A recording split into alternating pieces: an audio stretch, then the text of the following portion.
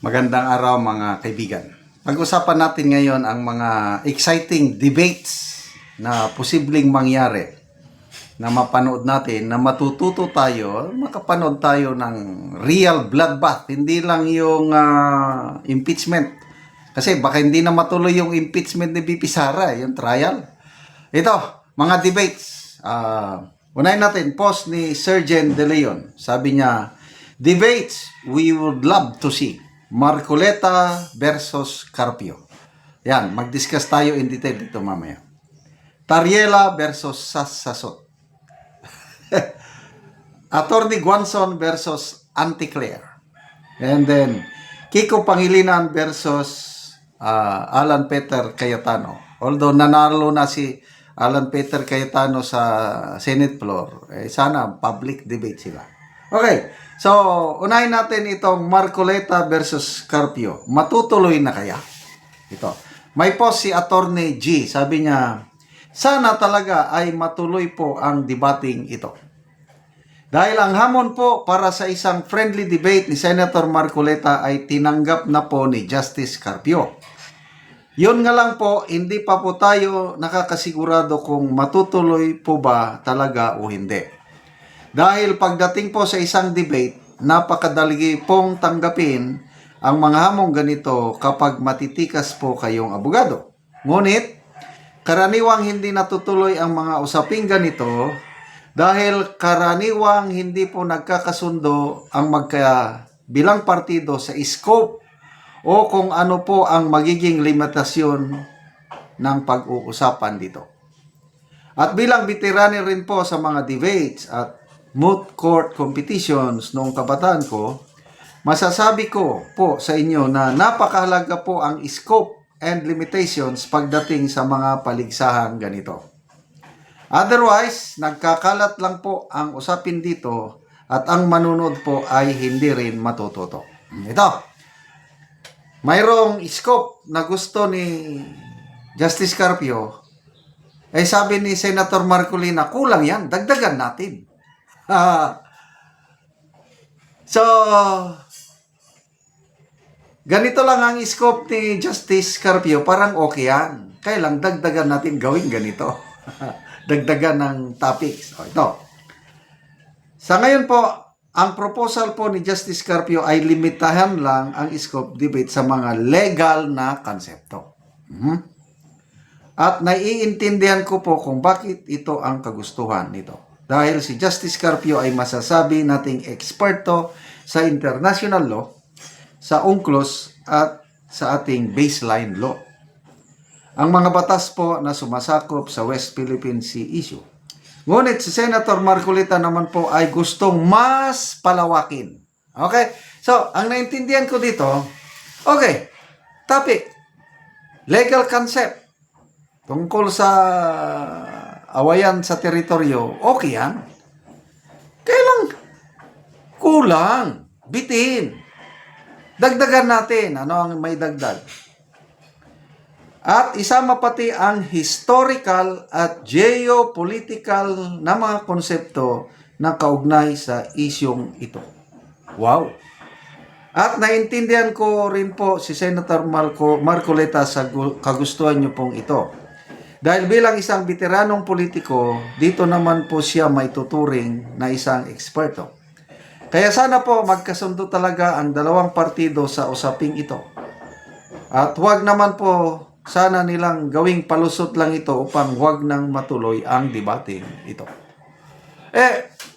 Bakit legal lang? Kulang yun. Paano kaming mga hindi abogado? Mas gusto ko yung historical at saka geopolitical concept. Mas maintindihan yun ng taong bayan kaysa yung legal. Kasi kung legal lang, most likely mga lawyers lang, o mga law students ang makarelate taong bayan dun sa historical and geopolitical concern. So, ano kaya ang mangyayari? Abangan natin. Ito ang bloodbath. Mayroong post akong nabasa ni General De Leon. Binabatikos niya yung si Tariela. Kasi si Tariela, para bang pagkakaintindi niya, hinahamon siya ng debate ni Senator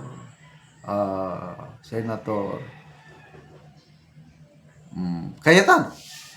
Sabi ni General De Leon, na wala naman akong narinig, nabasa, na direct na hamon kay Tariela. Ako rin, wala rin.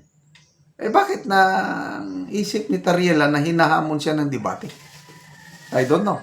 Tapos, nakakaawa itong si Tariela dahil sabi niya na, I do not deserve. Hindi ako karapat-dapat na bastusin at babuyin. Meaning, yung mga usapin sa,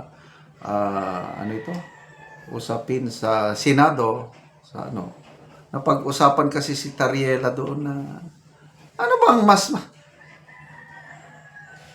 ang presidente, ang chief foreign architect, when it comes to foreign relations. Bakit itong si Tariel ang nagsasalita? Nakakapagtakay. Ang gusto ng DFA, nagsalitang DFA, kami lang ang authoritative na boses na magsasalita kung tungkol na sa regional and international maritime concerns. And I agree. Ang DFA, ang alter ego ng presidente. Kung tahimik ang Pangulo, ang nagsasalita ang DFA. Sa usapin ng West Philippine Sea, dapat DFA ang sa China. Bakit si Tariela? Bakit naging spokesperson for the West Philippine Sea? Okay lang naman kung ang sinasabi niya nakakatulong sa bayan. To me, hindi. Tingin ni Tariela, he is doing this for the good of the country. Anong for the good of the country? Yung kanyang ginagawa, pwedeng mapahamak ang 500,000 OFWs sa China. Baka pauwiin bigla ng Chinese government ang 500,000. Pauwi kayo sa Pilipinas.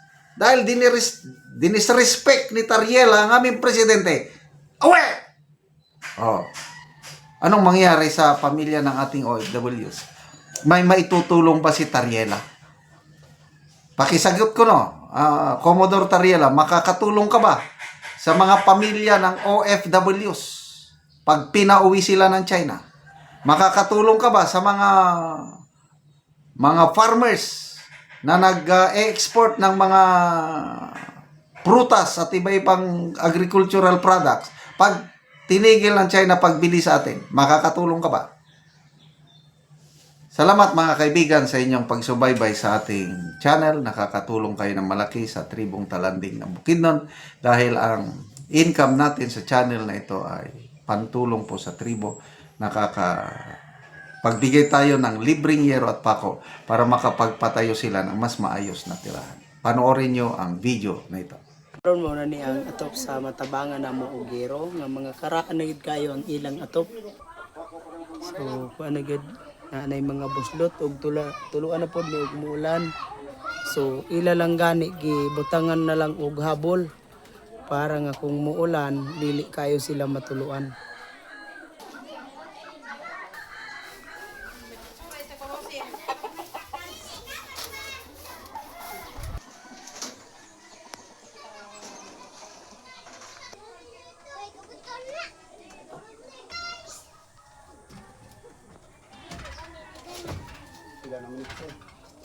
So karon niya pila na ni katuig ang imong balay nga mga buslot na? Pito na katuig mo. Pito na katuig. So dugay-dugay na gyud. Oo, so unsay ngano man niya sa pito na katuig wala mo nakapalit og gero para lang nga mapulian ang inyong atop. Tungod gid sa kalisod. Tungod sa kalisod. Gamo sa rabya ta.